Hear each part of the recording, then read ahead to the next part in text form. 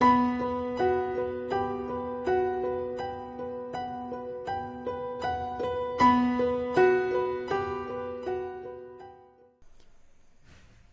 Everybody. आज हम लोग ली चैटलियस प्रिंसिपल के बारे में बात करने वाले हैं।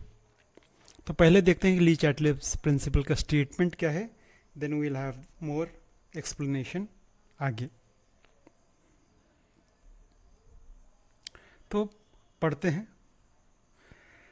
The statement says if a system is at equilibrium, this is the first precondition for le Chatelier's principle. यानी कि ली चैटलियस प्रिंसिपल उसी सिस्टम पे अप्लाई होता है जो ऑलरेडी इक्विलिब्रियम पे है। अगर आपका सिस्टम जो है, जो कि एक रिएक्शन हो सकता है, अगर इक्विलिब्रियम पे नहीं है तो ली चैटलियस प्रिंसिपल उस पर अप्लाई नहीं होगा। तो ली चैटलियस प्रिंसिपल को अप्लाई होने के लिए आपके सिस्टम को ऑलरेडी एक इक्विलिब्रियम पे ऑलरेडी होना ज़रूरी है। Okay, so this the first part. अगर आपका सिस्टम इक्विलिब्रियम पे है और आपने उस इक्विलिब्रियम को डिस्टर्ब किया, कैसे डिस्टर्ब करते हैं equilibrium?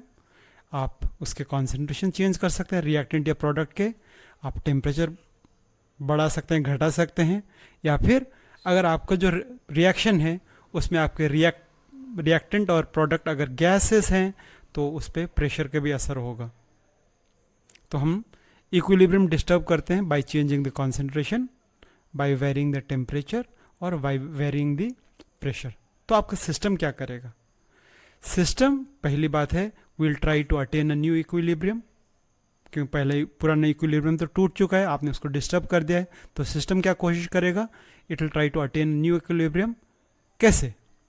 Bye minimising the effect of the changes made. आपने जो भी चेंजेस किए उसके उल्टे डायरेक्शन में आपका सिस्टम जाएगा और उसका एम क्या होगा?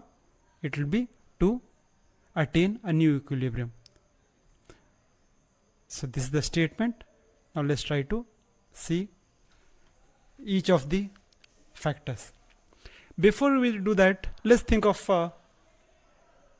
something that like we have two tanks.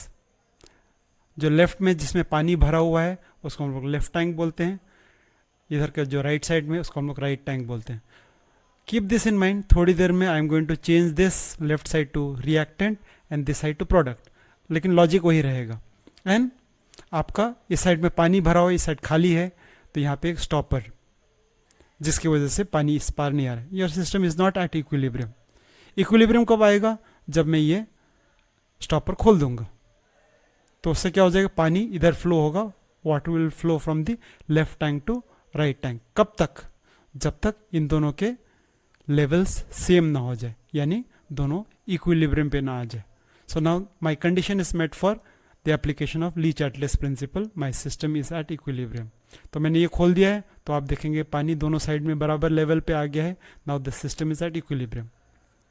अगर अब यहाँ से हम लोग देखते हैं, अब मेरे पास ऑप्शन ये है, अगर मैंने इसमें पानी डाला ऊपर से, if I put water into this left tank, उसकी वजह से क्या हो जाएगा? इधर पानी बढ़ जाएगा, इक्विलिब्रियम डिस्टर्ब हो जाएगा। तो किधर से किधर पानी फ्लो होगा? पानी will flow from this direction to this direction, ताकि आपका सिस्टम ये कम हो जाएगा, ये बढ़ जाएगा, एक नए इक्विलिब्रियम पे आ जाएगा। यही आपका ली चैटलियस प्रिंसिपल था। अगर आपका सिस्टम इक्विलिब्रियम पे है, अगर आपने उसको डिस्टर्ब किया बाय चेंजिंग द कॉन्सेंट्रेशन, आपने क्या किया? कॉन्सेंट्रेशन इधर बढ़ाए, तो आपका सिस्टम नया इक्विलिब्रियम अटेन करने की कोशिश करता है। कैसे? आपने जो बढ़ाया है उसको कम करके, यानी आपने यहाँ पे बढ़ाया था, now this will reduce end of course this will increase, तो आपका नया इक्विलिब्रियम आ जाएगा। सो इक्विलिब्रियम सिस्टम हमेशा क्या करता है? आप जो चेंजेस करते हैं उसके डायरेक्शन जो ऑपोजिट डायरेक्शन में उसको एक्ट करेगा। Now let's take another example. Suppose यहाँ पे पानी डालने की जगह पे मैंने यहाँ से नीचे से कुछ पानी निकाल दिया, इससे क्या हो जाएगा? ये लेवल नीचे आ जाएगा, तो फ्लो अब किधर से किधर होगा?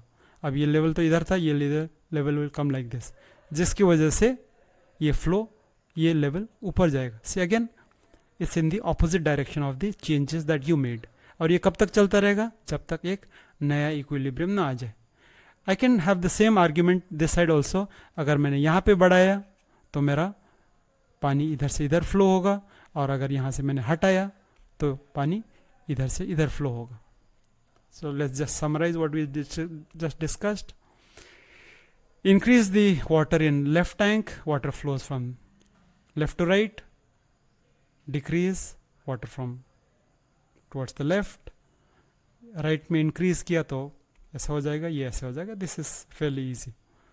Now let's take the same example, but instead of drawing tanks, now let's have this left tank is called the reactant now, and this is called the product. If water is flowing, or if the reaction is going from reactant to product side, I'll call it the forward reaction, and the reverse reaction will be called the backward reaction. Now if I increase the concentration of the reactant, तो क्या हो जाएगा, concentration का reactant बढ़ जाएंगे, तो equilibrium disturb हो जाएगा. To attain a new equilibrium, the reaction will move in the forward direction. If you decrease the concentration of the reactant, क्या हो जाएगा, reaction will move in the backward direction. If you increase the concentration of product, reaction will move in the backward direction. Or if you reduce the concentration of product, reaction will move in the forward direction. This is summarized here. और ये कब तक चलता रहेगा, till you get a new equilibrium. Now let's take an example. This is dissociation of acetic acid. आपके reactant side में आपके पास अनडिसोशिएटेड acetic acid है, और आपके प्रोडक्ट साइड में एसिटेट आयंस है और H+ आयंस है. If somehow if I can increase the concentration of H+ in this solution, the reaction will go in the backward direction, or I will say the dissociation of dissociation, remember, is in this direction. तो मैं बोलूँगा on the addition of H+ ion, the dissociation of acetic acid is reduced. Or why H+? I can do the same thing with acetate ion also. If I add acetate ion to this system at equilibrium, reaction will move in the opposite direction, and you will have more and more undissociated acetic acid, यानी आपके reactant के concentration बढ़ जाएंगे.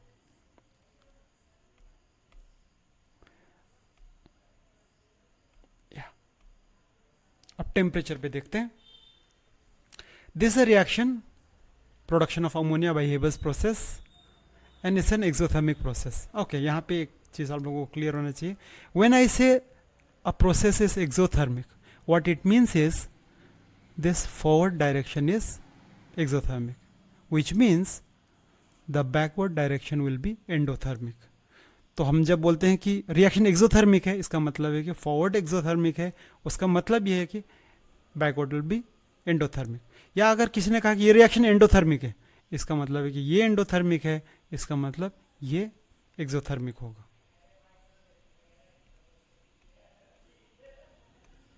Okay, is exothermic ये this means the backward reaction is endothermic. Heat is taken from the surrounding. Endothermic का मतलब it absorbs heat from the surroundings. अब यहाँ पे जस्ट देखते हैं, ये रिएक्टेंट है, ये प्रोडक्ट है. ओके, यहाँ पे देखते हैं.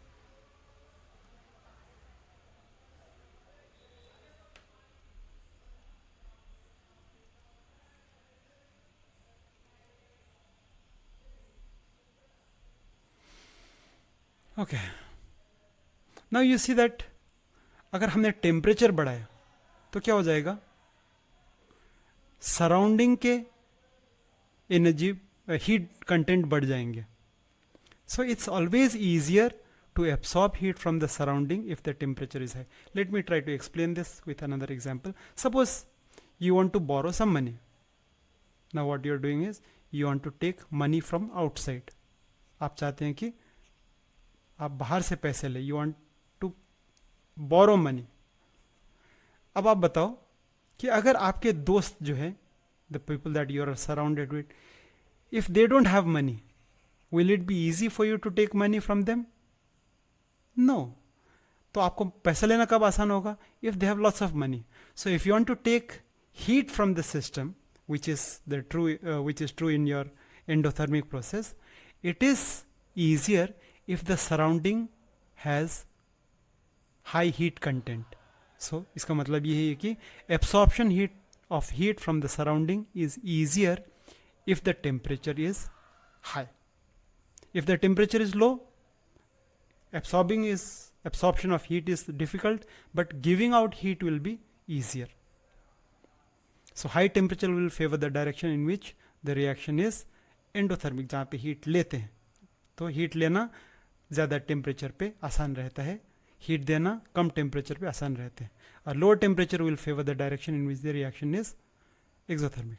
So let's just summarize this in form of table. So if the reaction is exothermic, please remember this just means if the forward reaction is exothermic. And if you increase the temperature, backward reaction is favored. यानी वो direction जिसमें आपके endothermic reaction हो रहा है, increase in temperature will always favor that. If the reaction is exothermic and if you decrease the temperature, obviously forward reaction will be favored. Ulta, if the reaction is endothermic and if you increase the temperature, forward reaction will be favored. And if the reaction is endothermic, if you decrease the temperature, backward reaction will be favored. The effect of pressure. First of all, ये condition ध्यान रखो, it affects only those reactions where your reactant and products, at least some of them, are in gaseous state. Why? क्योंकि solid और liquid जो है they are incompressible, यानी आपने उस पर ऊपर से अगर प्रेशर भी डाला, इनके वॉल्यूम चेंज नहीं होते, या जो चेंज होते हैं बहुत कम होते हैं. On the other hand, if you have a gas, gases are compressible. So pressure affects the system at equilibrium if the reactions are involve gaseous substance. Again we have taken the example of production of ammonia. Now यहाँ पे हम लोग देखेंगे कि now first of all this is a gaseous reaction. Now what we will do is we will just count the stoichiometry. When nothing is written, this is 1, this is 3, and this is 2. What this means is 4 moles of reactant gives in the forward reaction 2 moles. And we know that from Avogadro's law that, or mole concept, that 1 mole of gas at STP occupies 22.4 liters or whatever. It occupies some certain volume, which means on the reactant side you have 4 volume and the product side has 2 volume. इसका मतलब है कि आपके reactant side का volume ज़्यादा है, आपके product side के वॉल्यूम कम है.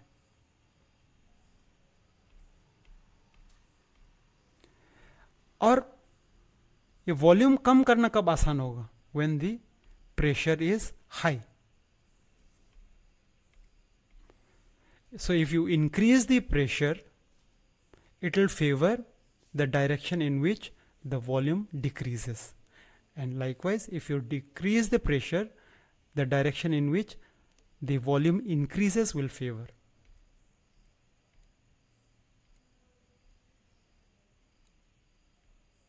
ये दोबारा repeat हो गया.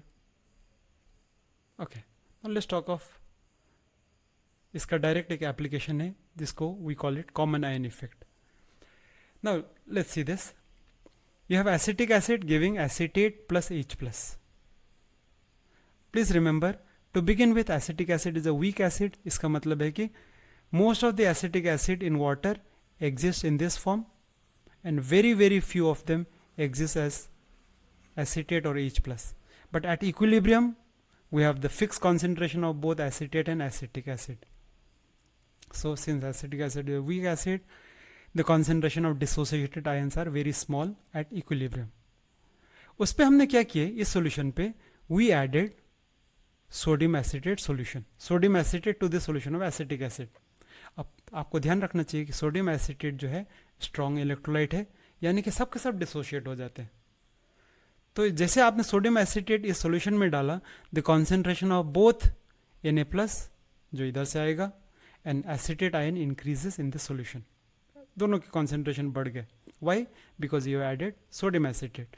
लेकिन इस चक्कर में क्या हो गया है, एसिटेट आयन का कॉन्सेंट्रेशन बढ़ गया, because this ion is the same as this ion. तो इसकी वजह से ली-चैटलिस प्रिंसिपल ये कहता है कि अगर मैंने प्रोडक्ट का कॉन्सेंट्रेशन बढ़ाया तो रिएक्शन जाएगा रिवर्स डायरेक्शन में.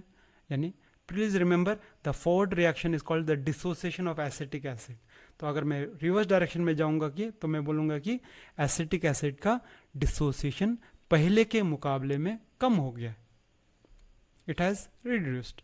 Since the concentration of acetate is increased in the equilibrium, the reaction will go in the reverse direction, and therefore we will say that the dissociation of acetic acid will decrease as a result of addition of sodium acetate. So now let's just sum it up. अगर हमारे पास एक weak acid का solution है, weak acid का एक solution है, उस पे मैंने एक स्ट्रॉन्ग इलेक्ट्रोलाइट डाला. अब कंडीशन क्या है? इन दोनों इलेक्ट्रोलाइट्स के बीच में कम से कम एक आयन शेयर कॉमन होना चाहिए, जो कि यहाँ पे एसिटेट था. एसिटेट की जगह में H+ भी ले सकता था. It really doesn't matter. Because of this addition of strong electrolyte, अभी हम क्या कर रहे हैं, वीक इलेक्ट्रोलाइट के जो इक्विलिब्रियम है उसको डिस्टर्ब कर रहे हैं बाय इंक्रीजिंग द कॉन्सेंट्रेशन. उससे क्या हो जाएगा? Reaction will move in the backward direction and the dissociation of the weak electrolyte is suppressed. And इस इफेक्ट को हम लोग बोलते हैं common ion effect. This effect becomes very handy in buffer. Buffer solution में हम लोग जब pH कंट्रोल करेंगे, we are going to use this effect to control the concentration of H+. Now let's take some examples. These are the examples that I have taken from net. देखिए, इस reaction में pressure का क्या असर होगा. तो अभी हम लोग को पहले देखना पड़ेगा कि गैशियस रिएक्शंस है कि नहीं है. ये नहीं है, ये है, ये है, ये है. So we have some reactant में गैस, सम प्रोडक्ट में गैस. इसलिए हम लोग बोलेंगे कि it will have effect. So this goes out. ये कब होता था? अगर ये सॉलिड लिक्विड सॉलिड लिक्विड या solid solid solid liquid liquid liquid, तो हम लोग बोलते थे कि no effect. But since reactant side में भी कुछ गैस है, प्रोडक्ट साइड में भी कुछ गैस है, दिस ऑप्शन इज आउट. अभी हम लोग देखते हैं कि बाकी का क्या होगा. Now if you see the gaseous part, reactant side has a stoichiometry of 1 and the product side has stoichiometry of 2. यानी कि फॉरवर्ड रिएक्शन में वॉल्यूम बढ़ रहा है, छोटे से बड़ा हो रहा है. छोटे से बड़ा कब होता है? जब प्रेशर कम होना होता हो. क्योंकि अगर हमने प्रेशर बढ़ाया तो किधर जाएगा? उल्टे डायरेक्शन में जाएगा. प्रेशर कम किया तो किधर जाएगा? छोटे से बड़ा. तो क्वेश्चन क्या है? हमने प्रेशर बढ़ाए तो रिएक्शन किधर जाएगा? तो रिएक्शन किधर जाएगा? In the direction of the smaller volume, which is the backward reaction. So the answer would be A. Okay.